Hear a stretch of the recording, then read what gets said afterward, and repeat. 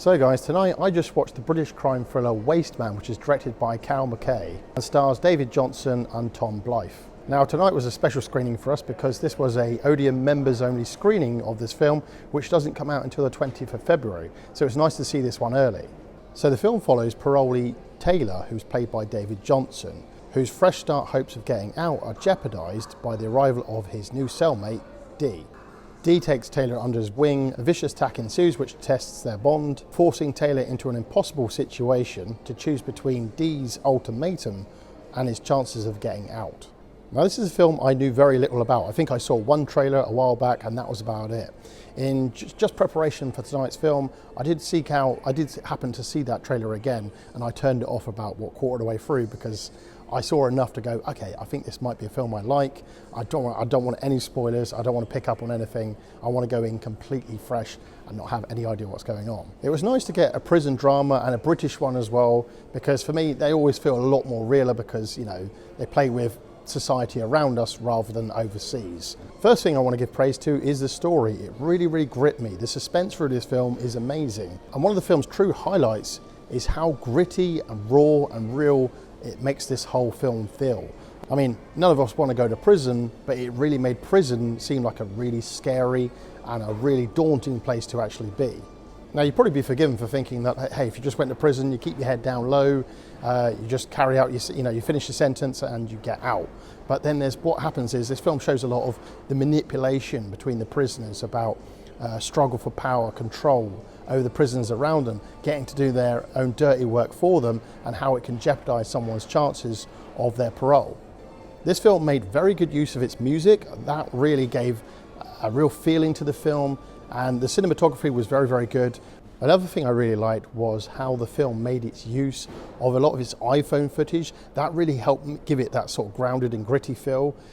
So what you see is you see a lot of prisoners' footage of other prisoners going about their day, for like maybe they're just shooting out the windows to see what's going on the recreational grounds, things like that, or you'd see a prison attack, and it was done in this 4:3 portrait ratio that you commonly find when you do your phone in portrait mode, but that was shown on the big wide screen of the cinema, and it was shown in that 16:9 ratio, so you get the footage looking like this. For most people who don't know what that technical term is, you basically get that sort of skinny footage on the big screen, as it were. And that really went a long way to making a film feel the way it did. It didn't do it throughout the whole film. It just used these footage here sparingly here and there, and it really gave off a real vibe.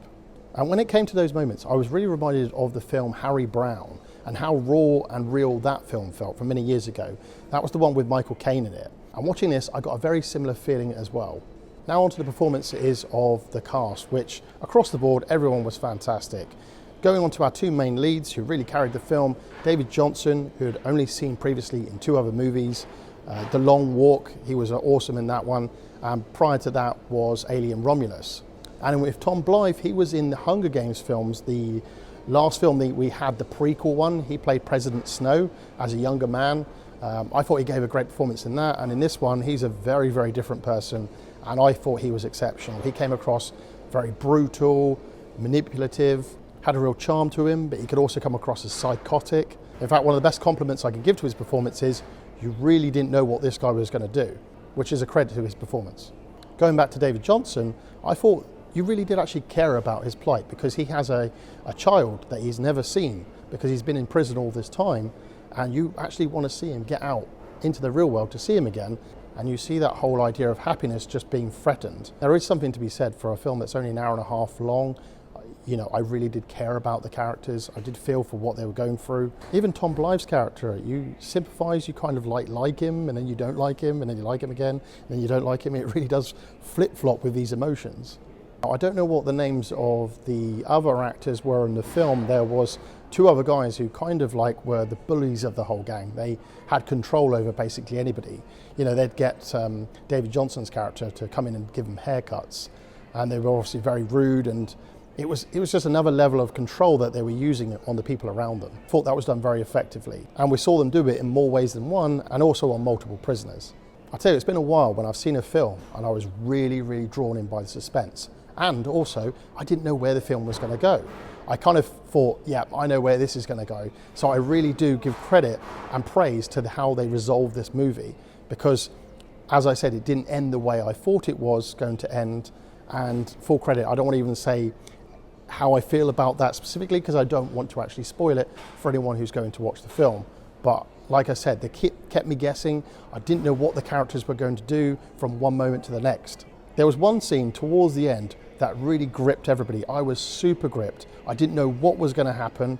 I was really scared for the consequences of what he were going to do in this situation. I'm not going to spoil it for you guys, but I'm going to say it's been a while since I've really been drawn into a suspenseful moment like that. Another thing I want to give praise to is how this film started. It wasted no time in letting you know who these people are, who the power players are, how daily life goes on around the prison, how things can change, how the system is kind of broken in a sense. For a start, I mean, David Johnson's character of Taylor, he goes for his parole meeting, and the lady's there almost like just going through a checklist. I mean, the guy's been like snorting coke in the previous scene, and all she just says is like, have you been snorting coke? He says, no, that's it, check, on to the next thing. And one of the reasons he's not staying in prison is because the system is overcrowded, and the justice system is looking for people to sort of squeeze out and just kick them back into the real world, because they just got too many people in prison.